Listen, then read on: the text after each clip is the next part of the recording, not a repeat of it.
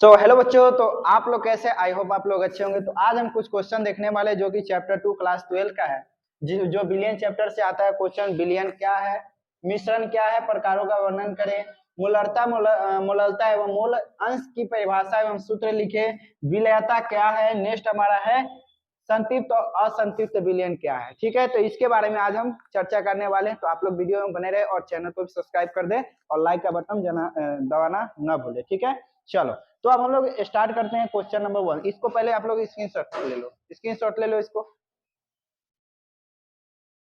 चलो, तो हमारा पहला क्वेश्चन है बिलियन क्या है, तो इसके बारे में समझ लेते हैं। बिलियन निर्माण कब होता है? पहला होता है एक जब भी हम केमिस्ट्री में पढ़ते हैं, क्लास 12 का केमिस्ट्री जो होता है, और सेकेंड पार्ट जो बिलियन है जब भी पढ़ते हैं तो उसमें द्विअंगी विलयन के बारे में पढ़ते हैं। तो द्विअंगी विलयन कहने का मतलब उसमें दो पदार्थ मिलेगा, दो अवयव मिलेगा। ठीक है, पहला होता है विलय। क्या होता है पहला? विलय। और दूसरा क्या होता है? विलायक। क्या होता है? विलायक। और इसे क्या बनता है? बिलियन। क्या बनता है? बिलियन कब बनेगा? ये भी कोई बहुत बड़ी बात है। विलाय किसे कहेंगे, विलाय किसे कहेंगे? तो जब भी हम शरबत बनाते हैं, तो शरबत बनाते हैं, आप लोग पिए होंगे बचपन में, हम मान लेते हैं शरबत। बिलियन को क्या मान लेते हैं? शरबत। यहाँ पे समझो, विलय किसे बोलेंगे? विलय किसे बोलेंगे? विलय जिसकी मात्रा कम हो, मात्रा जिसकी कम हो, कम हो यानी मात्रा कम हो। और विलय किसे बोलेंगे? जिसकी मात्रा अधिक हो।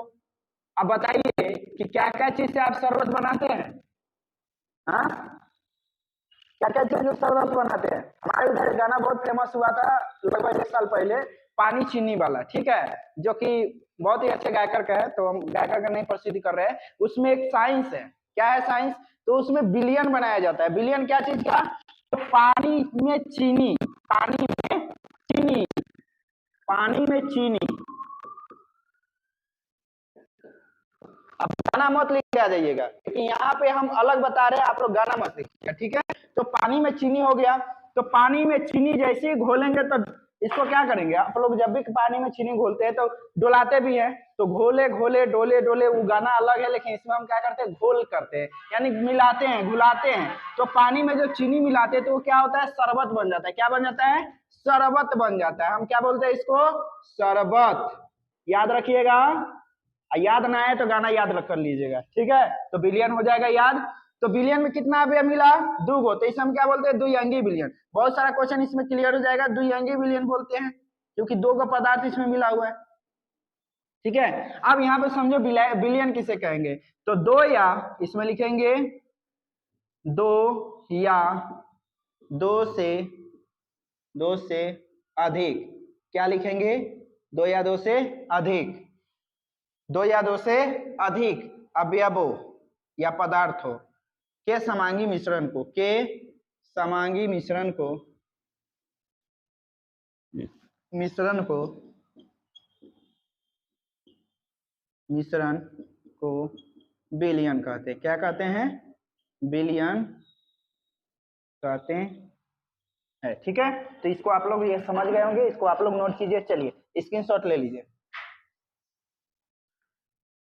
चलो, तो हमारा नेक्स्ट क्वेश्चन है मिश्रण क्या है, प्रकारों का वर्णन करना। तो मिश्रण में पहले ही बता दिए कि एक विलय होता है, एक विलायक होता है। जिसकी मात्रा अधिक उसे हम क्या बोलेंगे? विलायक। और जिसकी मात्रा कम होगी उसे हम क्या बोलेंगे? विलय। अब पहले ही हम बना दिए शरबत, जिससे बना है क्या क्या चीज से मिलकर बना है? बना है विलायक से, और एक बना है विलय से। तो जिसकी मात्रा अधिक यानी पानी की मात्रा, जब भी हम शरबत बनाते हैं तो ऐसा तो नहीं कि हम चीनी में पानी डालते ना, पानी में चीनी डालते हैं। ठीक है, तो यहाँ पे जिसकी मात्रा अधिक रहेगी उसे हम क्या बोलेंगे? विलायक। और जिसकी मात्रा कम रहेगी उसे हम क्या बोलेंगे? विलय। तो शरबत कब बनता है? जब उसका गुण, मान लो कि चीनी का गुण क्या है? मीठा होता है, और पानी का तो कोई गुण है नहीं, वो साधारण होता है। उसमें जो भी पदार्थ मिला वो मिल जाता है। चाहे नमक मिलाओ नमक का गुण आ जाता है, चाहे नींबू मिलाओ नींबू का गुण आ जाता है। ठीक है, तो क्या बोलोगे कि किसी विलायक में विलय का गुण पूर्णतया मिल जाता है। क्या कहलाता है? समांगी मिश्रण कहलाते हैं। और विषमांगी में क्या होगा? किसी विलायक में विलय क्या गुण पूर्णतः नहीं मिल पाता है, विषमांगी मिश्रण कहलाता है। जैसे में आप लोग बालू और पानी घोलते हो तो वो क्या है? समांगी है कि विषमांगी है? विषमांगी, क्योंकि उसका कोई गुण नहीं है। हम लोग गुण उसका नहीं देख पाते हैं। लेकिन वही हम चाय पत्ती को, सेम बालू जैसा कण रहता है, लेकिन चाय पत्ती को जब घोलते हैं पानी में या दूध में तो उसका गुण चारों तरफ फैल जाता है। चाय पत्ती का गुण क्या होता है, पूरे तरफ फैल जाता है, तो उसका गुण फैल जाता है, तो वो क्या कहलाया, समांगी मिश्रण कहलाया। ठीक है, तो हम क्या बोलेंगे, मिश्रण देखते हैं, दो या दो से अधिक पदार्थों के निश्चित अनुपात से मिलकर बनने वाले पदार्थ को मिश्रण कहते हैं। निश्चित अनुपात में, चाय भी बनाते हैं तो निश्चित अनुपात में, और शरबत भी बनाते हैं तो निश्चित अनुपात में बनाते हैं। मान लो कि एक लीटर जल लिए तो उसमें 250 चीनी घोलेंगे, 1 केजी तो नहीं घोर पाएंगे, है ना।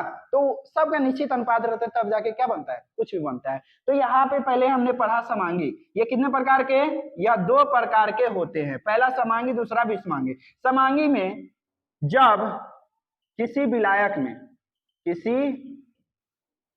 में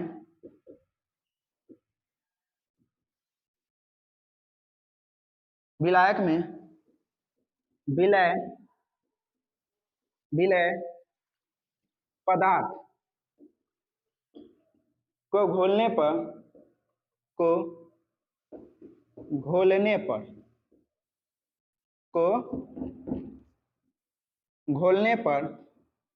पदार्थ का गुण, जिसे हम घोल रहे हैं उसका गुण, यानी विलय पदार्थ का गुण,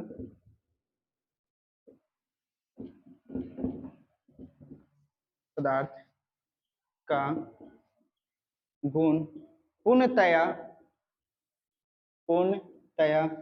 मिल जाता है या घुल जाता है, मिल जाता है, समांगी मिश्रण कहलाता है। क्या कहलाता है, समांगी मिश्रण कहलाता है। ठीक है, कहलाता है। ठीक है, समांगी मिश्रण कहलाता है। जैसे में पानी और चीनी बोल सकते हो। ठीक है, तो इसको आप लोग नोट करो, तो हम नेक्स्ट विषमांगी के लिए बता देते हैं। ठीक है, जगह नहीं है इधर, आप लोग नोट करो। चलो, तो हमारा दूसरा था विषमांगी मिश्रण। तो विषमांगी में हम पहले बताया कि किसी विलायक में कोई विलय पदार्थ मिलाते हैं तो विलय पदार्थ का गुण पूर्णतया नहीं मिल पाता है, क्या कहलाता है, विषमांगी मिश्रण कहलाता है। ठीक है, हम जब भी विलयन में पढ़ते हैं तो समांगी मिश्रण के बारे में, क्योंकि हम विलयन ही, चैप्टर का नाम ही है विलयन, और हमने विलयन का परिभाषा दिया था क्या, कि समांगी मिश्रण को 2 या 2 से अधिक, बातों पर ध्यान दीजिएगा, 2 या 2 से अधिक अवयवों के समांगी मिश्रण या पदार्थ के समांगी मिश्रण को क्या कहते हैं, विलयन कहते हैं। क्या कहते हैं, विलयन कहते हैं। विषमांगी का तो नहीं हम पढ़ा है, तो चैप्टर में पढ़ना क्या है, समांगी मिश्रण। तो अभी तो हम चैप्टर नहीं पढ़ा रहे, खैर अभी हम क्वेश्चन ऐसे करा रहे हैं, तो क्वेश्चन पे ध्यान देते हैं, थोड़ा बहुत इधर उधर का बातें भी हो जाए तो अच्छा रहता है। ठीक है, चलो, तो सब विषमांगी मिश्रण में क्या लिखेंगे, किसी विलायक में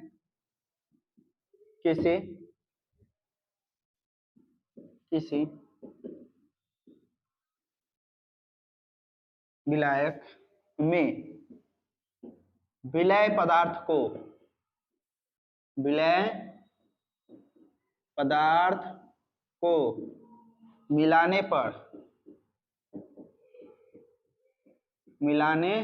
पर पदार्थ का गुण पूर्णतया, यानी पूरी तरह से, पूर्णतया नहीं मिल पाता है,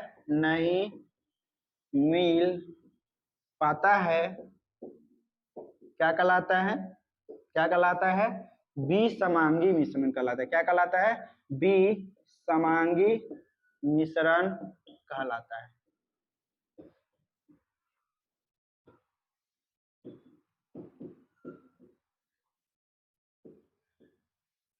विषमांगी मिश्रण कहलाता है। ठीक है, चलो, तो ये हो गया हमारा विषमांगी मिश्रण। ठीक है, चलो इसको आप लोग नोट करो। चलो, तो हमारा नेक्स्ट क्वेश्चन है मूलरता एवं मूल अंश की परिभाषा एवं सूत्र लिखे। ठीक है, तो यहाँ पे हमने लिख दिया है मूलरता क्या है, मूललता क्या है। ठीक है, तो ये इसलिए लिखे हैं ताकि समय ज्यादा न लगे। ठीक है, चलो, तो यहाँ पे मूलरता क्या है, प्रति लीटर विलयन में उपस्थित विलय पदार्थ की मोलों की संख्या क्या कहलाती है, मूलरता कहलाती है।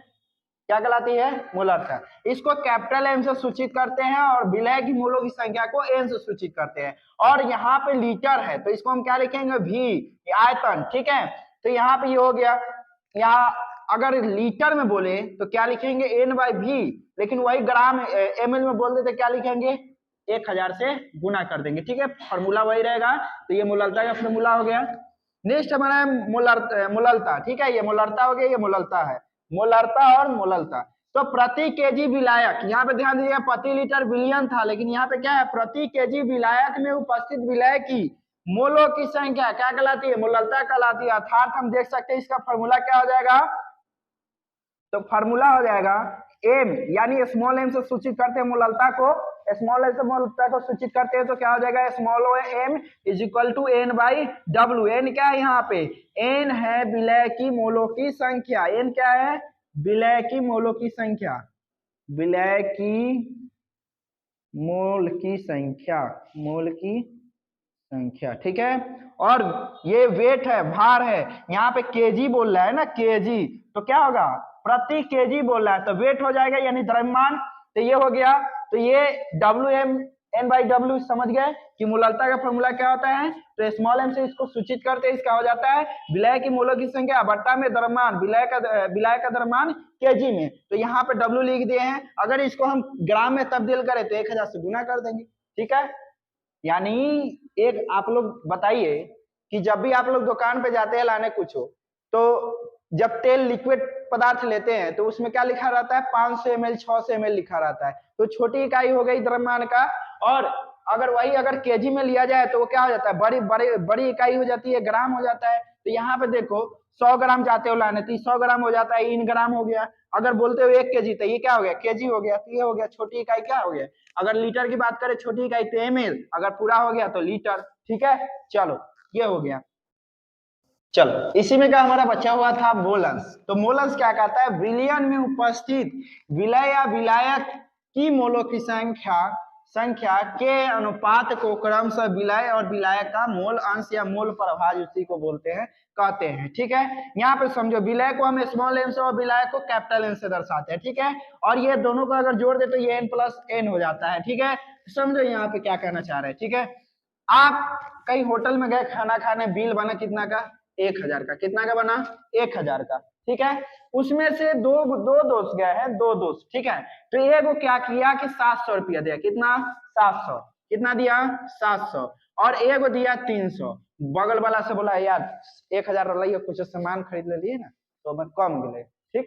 तो 700 था आपके पास, आपके फ्रेंड के पास 300 था, ठीक है। तो आप ज्यादा दिए तो आप क्या कहलाएंगे, कैपिटल एन, यानी विलायक कहलाएंगे। हम पहले बता दिए विलयन में जिसकी मात्रा अधिक रहेगी उससे हम क्या बोलेंगे, विलायक बोलेंगे, ठीक है।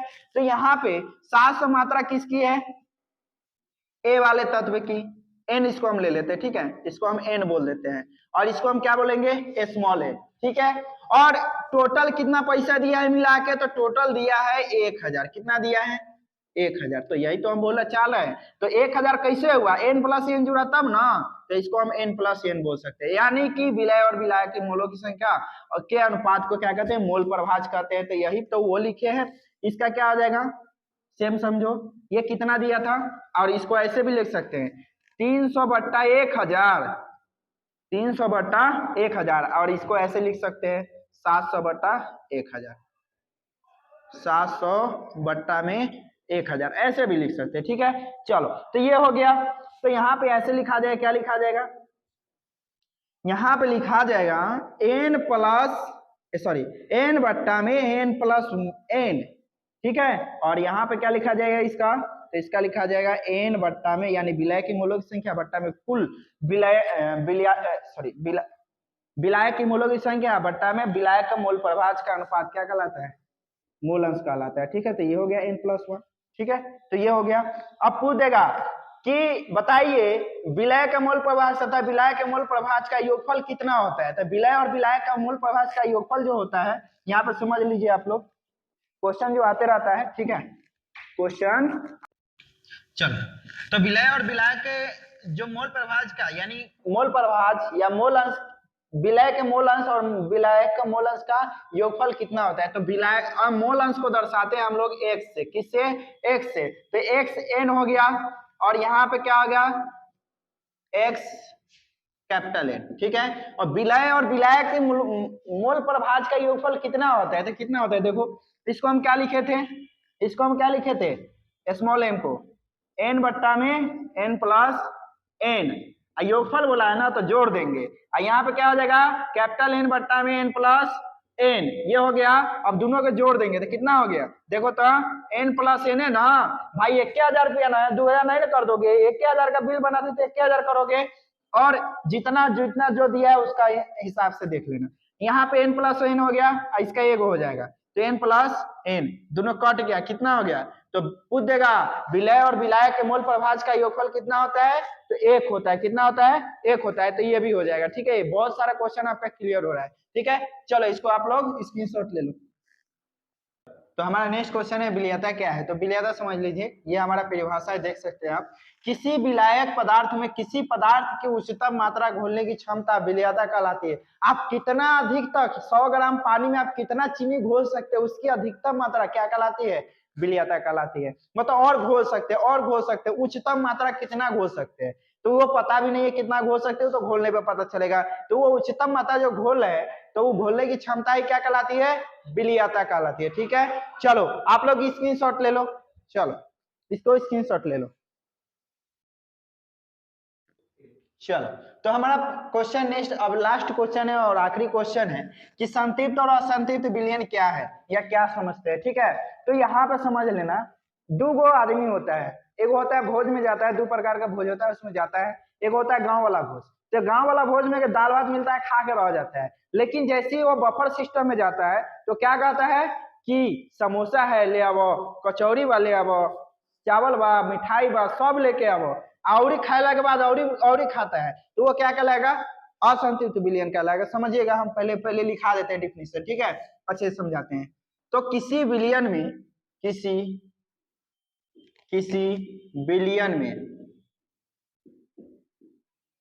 किसी विलयन में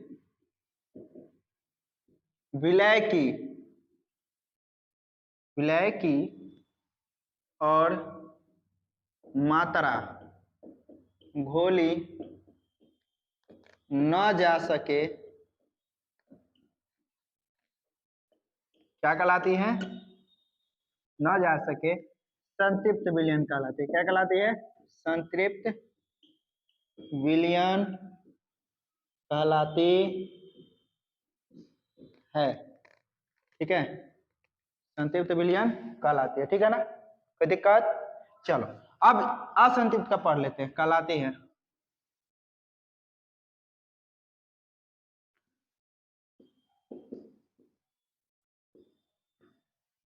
क्या लिखेंगे, किसी विलयन में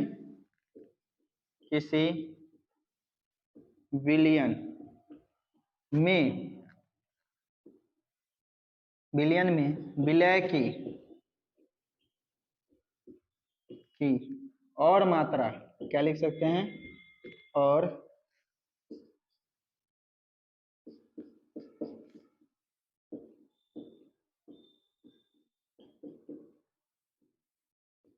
घोली जा सके क्या कहलाता है, असंतृप्त विलयन कहलाता है। और संतृप्त विलयन कहलाता है। ठीक है,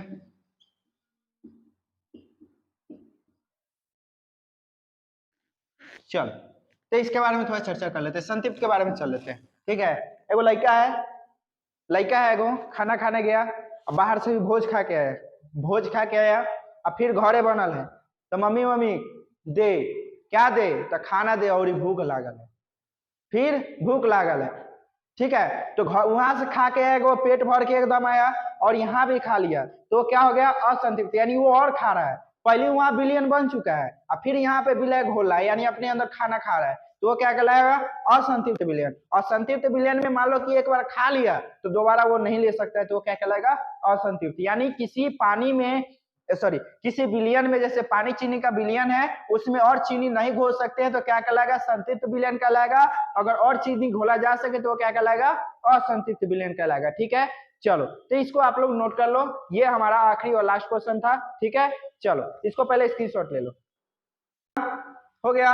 चलो तो आज के लिए इतना ही रहने देते हैं, और इतना ही आप लोग चैनल पे बने रहें और वीडियो को अच्छे तरह से देखें, ताकि हमारा जो भी है हमको मोटिवेशन मिलता रहे आप लोगों से। और चैनल को सब्सक्राइब करके लाइक बटन जरूर और शेयर जरूर करना, किसी अगर आपको अच्छा लगे तो अपने दोस्त के पास भी शेयर कर लेना ताकि उसको भी अच्छे से समझ आ जाए। ठीक है, तब तक मिलते हैं नेक्स्ट क्लास में। जय हिंद, जय भारत।